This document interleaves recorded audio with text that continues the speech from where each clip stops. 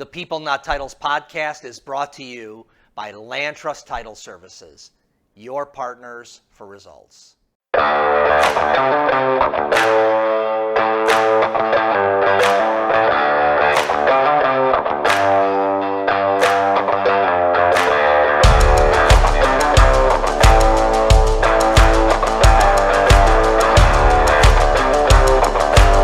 Well, hello, everyone. This is Steve Kaempf with the People Not Titles podcast. I'm here with my colleague, Matt Lombardi, for the Market Trends July 1st edition. Lots of fireworks in this one, Matt. No pun intended. A lot of fireworks in store for our audience today and this upcoming week. Yes, we have hot off the presses, Matt. We have breaking news. Let's talk about it. So this is so breaking, we're going to read it to you almost real time. Wow. So, gentleman named Mauricio Umansky, who runs the PLS.com online portal.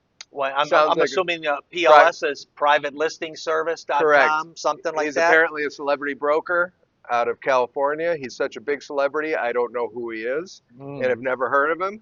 But it is yet another lawsuit against the NAR. Oh, and what's this lawsuit about, Matt? So this is about their clear cooperation policy.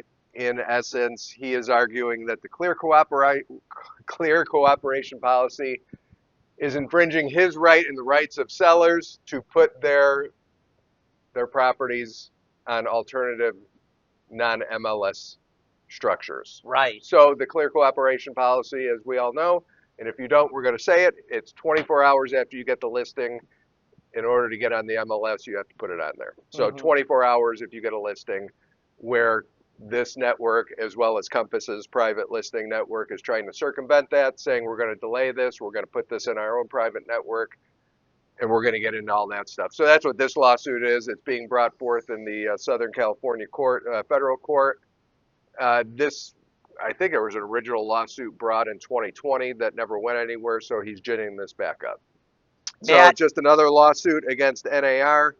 a lot of thoughts on that. It sounds to me like, Matt, and I know we're going to get into this, it sounds to me like they want their cake and eat it too, right? They want to be able to shelter these listings for their own private whatever, and their own value proposition. Very rarely is it for the seller, but it is for some niche approach that they have. And then they still want access to the MLS if their plan doesn't work. Correct. And the MLS is saying, you either put it up here or you don't. It's, and we'll get into this, and I know we've talked about this, it's a way to circumvent the right approach of putting in listings to get the maximum number of eyeballs and exposure out there for sellers. Matt, here's a question that I think you have to ask yourself if you're a seller or if you're just an agent. If you believe so much in your PLS or private listing network, why do you want access to the MLS at all? Right. Why? Right. If your plan is so good, if you're so smart, if you're so tricky, if you've got the little magic formula, okay, then go with it. You don't need access to the MLS, hot shots. But you're right. They're trying to get the best of both worlds. That's a Van Halen song, Matt. The best of both worlds. I'm more of a David Lee Roth guy. I am too, Matt, but Hagar started to grow on me a little bit. I give him credit. Okay. But yes, it's trying to do both sides of it, and you can try and position it, but hopefully for you savvy sellers out there, when you're talking to your listing agent, ask him or her, what is the benefit to me with your private network? Why is it my benefit? And they're going to spin it that you're going to get more money, it's going to be less time sold. Look into the facts. Do your own research, and we're going to get into Zillow's ban that it was implemented yesterday. And I know most sellers want their property on Zillow because most people found their property somewhere on Zillow. Matt, and we have secret insider, secret squirrel intel. We do. Coming up. Okay. Yeah, so Matt, that's something to stay tuned for. The suspense. Yeah. The suspense. It's kind of like when we were young watching the news. You endured the news to get to weather and sports. That's still how it is. I know. Okay, Matt. Zillow's listing ban in effect as of yesterday, June 30th. Give us the details on that. So, as you heard us report, the official date for Zillow to ban private listings, those that don't abide by the clear cooperation policy, which means After you secure a listing, you have 24 hours to put it into the MLS unless there's some loopholes in there where they'll give you a grace period. But June 30th, which was yesterday, is now the official date. So they are going to be monitoring these and now taking down or not accepting listings that don't meet these criteria. And if you were on the private listing network, that automatically disqualifies you. Correct. Okay. Correct. So sellers must now choose between marketing off the MLS and having their listings omitted from Zillow's platforms, which collectively, so Zillow's platforms, which include Zillow and Trulia, 227 million users monthly. Lots of power, lots of eyeballs, Matt. Correct. And it may not be the best thing for the industry, but it's what the industry has become and what sellers and buyers now expect. Absolutely. Is my home going to be on Zillow? 100%. So that's the big thing. Delayed, there's delayed marketing, exempt listings, coming soon's, office exclusives. So there's certain rules that they're going to follow, but the bottom line for everybody out there is these private portals, private listings, it's not going to be accepted by Zillow. Okay, but Compass's CEO, Matt, asked the judge to stop the Zillow's listing ban. So here it is. Refkin's saying, my idea is so great, it's so nichey, it's so much a reason that you as an agent should come over to work at Compass. But if you wouldn't mind, Mr. Judge, please allow me to get back into Zillow. Right. So Compass, and specifically Robert Refkin, is arguing that Zillow's enforcement of this new listing ban, private listing bans, is going to cause irreparable harm to Compass, affecting innovation choice, and I think the kicker, investor confidence. Oh. So once again, Compass is a publicly traded company, and they are reporting to their shareholders. They are the ones potentially controlling the business. And so what makes the best sense for consumers may not be the best sense for shareholders. But that's my own take. I may be wrong. You may be wrong, Matt, but I think the sellers are going to decide what they want, and let's see how good Compass is on their value proposition.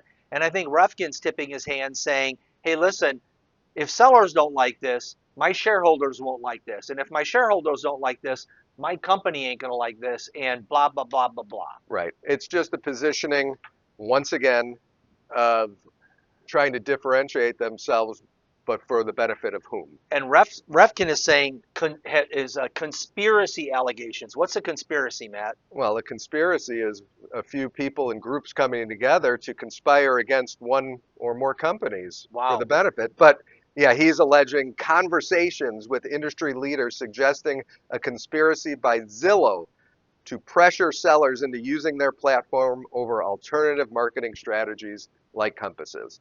So Compass is going to tell you sellers out there, our private listing network, here's the benefits to you, here's what our data shows, why it's advantageous for you to list with Compass and start off with our private listing network. And don't worry, if it doesn't sell through our private listing network, we could still put it on the MLS. Matt, so once again, the best of both worlds. Yes, and I won't sing the song again, but Matt, Steve Baird, I believe, has taken a posture that a lot of large locals are taking, which is basically let Compass and Zillow spend a bunch of their money fighting over this kind of stuff. We believe in clear cooperation, and we're clear with our message, our value proposition, open to sellers. I think that the big winner is going to be people that stay out of this fray. What it is NAR is trying, the realtor associations own, I believe, 90% of the MLSs out there.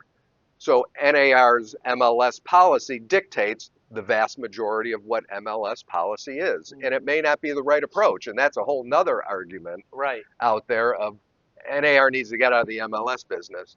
But there's too much money in the MLS business for NAR and the realtor associations to get out of. Because of the subscription, because of the monthly fees, because of all the things driven to that site. Right. You members are paying your MLS dues in addition or as part of your realtor dues, but who owns the data? How are they selling the data? How is that monetization of the MLS data being used and aggregated and being paid for by sites like Zillow, Trulia, Realtor.com? That's not free. Yeah. I was going to throw a curse word out there, but I'm going to keep it clean for the kids out there in our audience. Thank you, Matt. So Zillow's battle with Compass, Matt, What are some of the other So details? this was announced yesterday. So this is not breaking news, but it's, Pretty it's, darn close. so Refkin came out and said, this is no good. We're going to, bring conspiracy charges against Zillow. Hmm. Zillow now has, based on the court, until July 18th to respond to Compass's request for preliminary injunction over Zillow's new listing ban policy. Hmm. Injunction aims to pause Zillow's ban on publicly marketed listings that went into effect yesterday. Court hearing on this matter could happen as soon as this September. Zillow plans to oppose the injunction, seek expedited dismissal of the case, and challenges Compass's discovery demands as too broad and burdensome. And Compass is saying every day without an injunction causes irreparable harm to their business and their Ooh, clients. okay. So, We shall see, Matt. This is exciting. And for right now, if I was a seller, I'd be like, you guys settle this and I'll go over here. And I think that's what's going to happen. That's just my prediction. We'll see. so there's a little subgroup out there. I'm going to give a shout out to Vendor Alley, Greg Robertson. Ooh, haven't talked to you in a while. Greg's a good guy, industry Probably guy, sitting there watching right now, but it's Matt. more tongue-in-cheek, fun stuff. Yep. And they had, if you look on X today, it was like a fictional buyer's listing agent, seller discussion about private listings. And Uh-huh. I'll just leave it at that for you guys who want to see it out there. Okay. It's very funny Take a look. about what could a real life example could be, which the conversation is, oh, you mean I didn't say I don't want my listing not in Zillow? You never told me it wasn't going to be in Zillow. Zillow Mm. gets 200 plus million eyeballs. Mm. So anyway, it's quite humorous. Okay, A we'll have little to check shout it out out there. on X. Okay, Matt, what are the industry saying about it? We have EXP weighing in. We have, Yeah, so uh, this is, EXP, I think is, depending on the data point, does more transactions or had more volume yes, than Compass. yes, So they're huge they're a these big days, a player. huge player in the industry. So their founder, Glenn Sanford, responded after being mentioned in Compass's antitrust lawsuit against Zillow. And his position is this isn't about a one sided business model, but it's about maintaining a competitive open market that fosters innovation, warning against dominant by capital heavy firms controlling listing access. So, Boom. in reality, any large brokerage out there could say, I'm not putting any of my listings on the MLS and I'm going to just do my own thing. Hmm. The Hannah Group, we talked about that last month, I believe. They wanted to do They that want, too. and it's like when large brokers who actually are controlling the listings go off script and say, we're going to go our own way, what is the value of the MLS? But Hmm. right now, the value of the MLS is it's an aggregated centralized system that the vast majority of listings are going in, and it gives that opportunity for the most number of buyers to see in one place through whatever designated portal that may be, the property is available for sale. Matt, I think a seller position on this should be very clear, and it is this. I want to have the most viewers of my listing. Explain to me why I shouldn't. And if you can be convinced out of that, great. That's the path for you. But I Yep. would start there. Yep. I agree 100%. And you need to showcase to your sellers what it is. What it is. And they're going to put the burden on you, home seller, property seller, of what you choose, because at the end of the day, the agent's going to say, I didn't pick it, the seller picked it. Yes. But who's influencing the seller to go one way or another? Right. So EXPs, as they are committed to continuing what they've been doing with the MLS. Sanford emphasized that EXP is large enough to create their own private listing marketplace, but chooses not to, advocating for broad access via the MLS to maintain transparency. So we have Which, possibly the biggest saying MLS is clearly the way to go. right. And so just a couple side notes at the end here.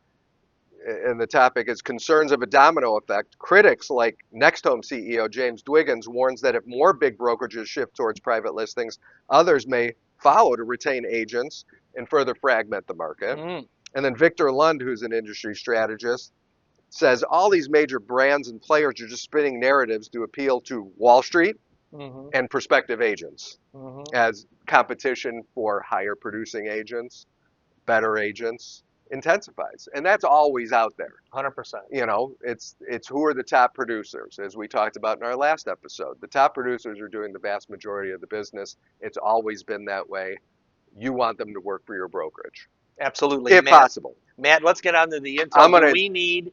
Do we need to put someone in a room and just shadow their face and darken their voice? So I'll set it up, but we just got some good intel regarding what we think is happening at Compass. Okay. You know, and this is not verified, but I think it's worthy to say because it's pretty on par with what we'll share of what's happening. Hey, thanks for listening to the People Not Titles podcast.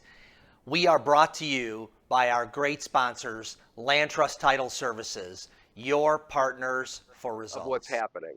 Matt, So, and another thing with this right here, if this is really happening, I believe there will be Compass agents that are be turned off by this, and you're going to have more whistleblowers coming forward. yeah, you have to be comfortable in your own skin and comfortable in your business approach, or a company person to say, I'm 100% on the private listing network. Yes.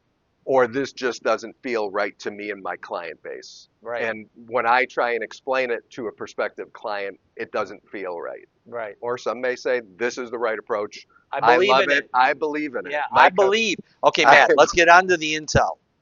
So this is just some highlights from a conversation. And so I sort of summarized the key points here. Summarize it. So number one, Compass agents are receiving marketing dollars for placing listings in their exclusive private listing network. So if I get your listing in the network, I get marketing dollars. My company's going to give me some marketing dollars. Got it. So that's the first it's incentive. Nothing to do with you selling your home.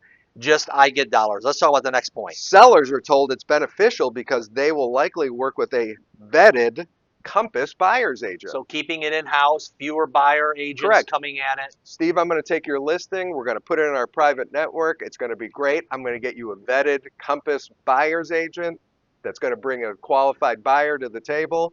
What the seller doesn't know is that Compass is going to capture not only the sell side, but now the buy side. Ooh. And nobody else out there even knew this listing existed. That sounds like a conspiracy. Go ahead. Could be. Number three, outside brokers, as we've talked about, can register under a Compass agent or view the listing book. Oh. And remember, we talked about the listing book. If you don't, Compass is going to bring back the MLS or their own private listing book in a print format and an online format. But the only people who could see this book are Compass agents or those outside agents that register with Compass. And so do you ride your horse over to the Compass office and then get off? I would be in a stagecoach. I would be riding a horse. I'd be someone driving me. Yeah, I like that. Okay. Next one, Matt. Number four, Compass agents are encouraged to place all of their listings into the private listing network. Every last one of them. So let's say I'm a Compass agent and I don't want to put it in the private network. Your managing broker is going to encourage you strongly. And I wonder if there's a bonus paid. I mean, based on marketing dollars, there might be a bonus for every listing to the managing broker into the listing network. That's a speculation. Speculation. Matt? Okay. And then the last point here is Compass. Compass recently increased its minimum commission requirement to 3%. Oh. Which means if you're going in for a listing presentation or you're a prospective seller and you want to list your house with an agent, their minimum coming to the table is we won't take less than 3%. So less eyeballs, higher commission, more marketing dollars. So once again, behind the curtain, like you said, sort of the blacked out face, but this is firsthand information. Anecdotal. So it's not verifiable, but maybe you out there, you know this. Maybe you've experienced this. Comment. Yeah, comment. If you're a Compass agent saying, yes, it's true, I'm coming clean, wash me in the river. And once again, I want to get my hands on one of these listing books that are being the private listing books. The table here, Matt. I just want to get a peek at it to see what is being done because it's comical. Intriguing. Okay, Matt, let's go on. Let's get off of that. We had enough on a Compass and all the private listing. I know. I feel like our news it's too Compass heavy. So I apologize to our viewers and listeners out there. It's what we're talking about, Matt. Chicago area home prices rising at 4 times the nation's, Matt. Is Chicago getting more expensive? Well, So this is some positive news that we want to share because I always Yes. feel like our If news you're a is sort of, homeowner, yeah. yep. So home prices in the Chicago metro area increased significantly versus the rest of the country. And this is due to the fact that Chicago is lagged behind the rest of the country with Yes. market appreciation. Mhm. So this year it's catching up.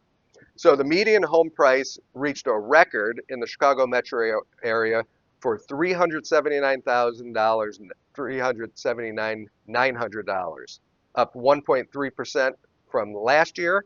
And in the city of Chicago, median home sales price was $390,000, slightly down from the month before, but still at a historically high level.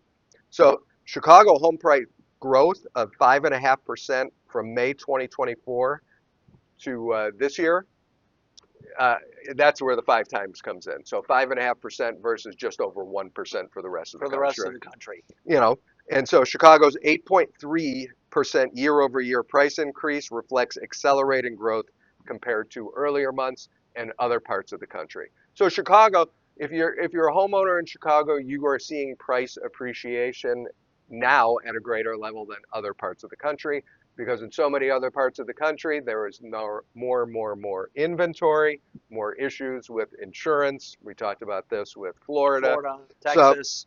yep. So those are the big things. And Illinois is facing a significant housing supply shortage. Yep. And so that's basically saying that new construction is needed. And we'll talk about that as we come forward. Matt, here's another story that we had. This is actually sent to me by my lovely bride. Really? Yes. She says, "Hey, Oh, good for the podcast." I mean, she's a big fan of the podcast. I mean, I get it. come on. I get it. Chicago among the most overpriced US cities, Matt. Well, as a Chicago resident, I would say it is. It There we is. go. You got to pay to play, Matt. So Chicago, for numerous factors, and what this report highlights, the factors evaluated include rent, cost of living. It would also, that rent covers mortgage, taxes, etc. So rent, cost of living, wages, and unemployment rates. Mm. So those are the factors where Chicago now ranks 7th in this study of, so they're number 7 as the most overpriced city, beating Wow. out some bigger cities, I think like San Francisco and maybe LA. So can we get a big foam hand with 7 fingers on it? You can get a 7-figure foam hand, absolutely. We're number 7. 7-figure foam hand. You So can't say the that average fast. monthly rent and cost of living in Chicago is $3,700 against a median household income of just over $74,000. So you Chicago residents out there, you can tell us if that's true or not. Looking at the $3,700 for cost of living, I would say that's pretty close. Matt, and despite high living costs, Chicago scores lower in traffic and pollution Yes. compared to LA and New York. Well, that's not I much know, I competition. Not know. much But competition. hey, still, it's better than the big 2. And the prevailing winds come from the west and go east. So our poor folks in Indiana and Michigan Are getting are it. probably more polluted than we ever are. All right, Matt, there's a hidden home equity tax penalty. Tell us about that. So this is a report, I think, from Realtor.com, and it's worth noting because so many people, long-term homeowners, don't know how much value they're sitting on. Mm. So I had a conversation with a relative this weekend who purchased his home 35 years At your ago high-end swanky party that you went to? at the high-end swanky party that I Okay. can't talk about. Yeah, can't talk about. But he, I believe, said he paid $65,000 for his primary residence however many years ago, and he thinks it's valued now between $600,000 and $700,000. Okay, 10x. So the unfortunate part of that with many homeowners who are living in a situation like that, the tax burden, if he were to sell said property, is significant because of a federal law that was enacted and has not been updated since 1997, which means if you Almost are 30 years. right, if you're a single filer and you sell your primary residence, you're exempted $250,000 of Capital gain tax. thank you, capital gains. Yep. And if you're filing married jointly selling a property that's in both of your names, you're exempted $500,000. Okay. So if you have over $250,000, you own Right. a home signal, you're going to pay capital. So you're going to look at It's it and go, I don't want to lose all my equity to taxes. I'm staying put. Right. And it says home prices have risen since 1997, 260%. But they never adjusted that number. Never adjusted it. You And so think Trump will, Matt? well, we're going to get to that. Okay. Yeah. See, I'm We're, setting it up. we're going to get to that. Okay. So there's a lot of people in here. Biggest impact is obviously older long-term homeowners who are discouraged from downsizing. So you got to sell your primary residence, you want to downsize, you're going to pay that tax burden. Okay. And what's happening is so many older homeowners are choosing, unfortunately, to stay in their home, even though it doesn't work for them anymore. Let's say it's a bi-level, tri-level, multiple stairs. You don't want to be walking stairs when when you're you're older. 80 years old, or Unless when you're fit like us. Yeah. Um, and middle class homeowners face a painful dilemma: sell and lose a chunk of their equity to taxes, or stay put and pay higher property taxes while living in homes that no longer meet their needs. So the law disincentivizes Yeah. turnover. Yeah. And so that's another reason why the butts are remaining in the couch. And so it's unfortunate because people choose to stay in their house, and we're going to stay here, and I hate to say this, till we're dead. Die here. And so our heirs will get it, and they don't have to pay that tax burden, which is crazy. So this is limiting inventory, and it's pushing up prices. This is just another factor in the situation we're in right now. What's being proposed, Matt? That's the question I have on my mind. I always like this. It's a bipartisan act called the More Homes on the Market Act, which would double the capital gains exclusion and tie it to inflation going forward. So we will keep our eye on that. But is there any potential date on that, Matt? Did not see a date on that. It's being discussed, so we'll have to circle back on the status we'll report of that. on it, Matt. But we're here weekly, so we can report. We're here every week because there's so much news. We keep reporting. So that's the story with that. So you long-term homeowners, just be aware of the capital gains tax. My godmother, she's in the same situation. She just moved back to Chicago and is staying in her place. Great.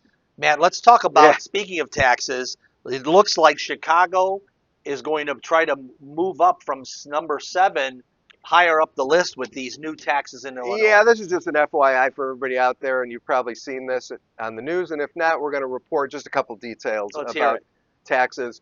So July 1st, I believe the state, county, and city are, they start their fiscal year on July 1st.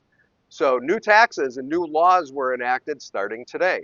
And a couple of them that may impact everybody, do impact everybody, are the gas tax. So state gasoline tax is rising by 2.69% and increasing by just over a penny per gallon. Okay. So more money for your gas.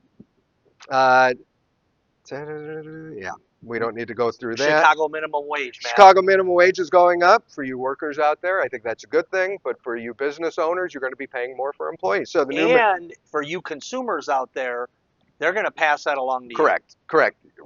For those of you that dine out, I'm sure you see that daily about how expensive things are. Plus, you're paying the 3% credit card fee, et cetera. So Chicago's new minimum wage, and this is for companies with 4 or more employees, is going to be $16.60 an hour. Tipped workers, so you servers out there, bartenders. You used to make $2 an hour if you were at some jobs I had, Matt. You didn't make anything an hour. You just worked for tips. Correct. Yeah. Correct. So I was getting hosed. So tipped workers are going to earn $12.62 starting today. Okay, changes to Illinois hotels, man. Yeah, this one is just more of an FYI. No more small shampoo bottles. Okay. They're outlawing Can't steal those anymore. No, single-use plastic bottles are out. And then some other increases out there. What's a guy like me going to do, man, with no shampoo? I think you're going to manage. I think you're going to manage with natural, homegrown remedies. Right. I'm sure your wife has something figured out for you. Yes, absolutely. But for you gamblers out there, you sports gamblers, the sports wager tax is increasing 25 cents per wager, and then increasing to 50 cents per wager after, I don't know what this is, 20 million wagers. Matt, do we have to have a disclaimer that if you have a gambling problem, you got to dial the 1-800 number? For you guys out there that have a gambling problem, call the 800 number. Okay, thank you. This is the one that I really wanted to highlight. Short-term rental platforms like Airbnb and Vrbo will now have to charge the state hotel operators occupation tax, which they didn't have to do before. So for people renting their place out via Airbnb or You have a Vrbo. new tax you have to add on. There's a new tax, which I believe is 6%, that will be added on to Whew. the end user's So bill. that is good for hotel owners It's because now it puts them on a level when you're everybody shopping around. it Okay. puts everybody on a level playing field, and that's a whole nother discussion in the city of Chicago. Certain wards are trying to outlaw and ban Airbnbs. That has not moved forward. Just a side note. Tobacco products. And Matt. tobacco products, they're going up. This is including nicotine gum, nicotine products, nicotine pouches vaping, too. everything. Don't tell me, everything. Oh, they're going to be taxed at 45% of their whole sale price. That's up almost 10% because the state needs more money. Wow. All right. Well, that is the news. People Not Titles podcast. Happy Independence Day. Yes. If you have not yet registered for our Zoom session on networking, July 9th, 11 a.m., moderated by Steve. I'll be on there. We have Alan Stern from Persona Marketing as one of our special guests, plus an all-star panel. Yep. And what do you get, Matt, if you plug into You get a free book. You get a free book. And what's the book? Steps to Becoming an Expert Networker. And you don't have to be an agent. You don't have to be a mortgage person. You could just be a business person out there that says, I'd like to operate better within a group. You will learn a skill, I guarantee you, or your money back. Money back. Okay. What I will say is I have read the book. I actually previously implemented some of the strategies. I implemented a strategy this weekend at a graduation party where I said, I'm getting out of my comfort zone. I went by myself and actually met 4 other individuals. Not that I wanted to do business with them, right, but it's good to know who they are and who I am. And how to frame the conversation. So it was great. Excellent. Thank you, Matt. That's a real life testimonial from the front lines. Thank you, People Not Titles podcast, signing off till next week. Take care. See you. Hey, thanks for listening to the People Not Titles podcast. We are brought to you by our great sponsors, Land Trust Title Services, your partners for results.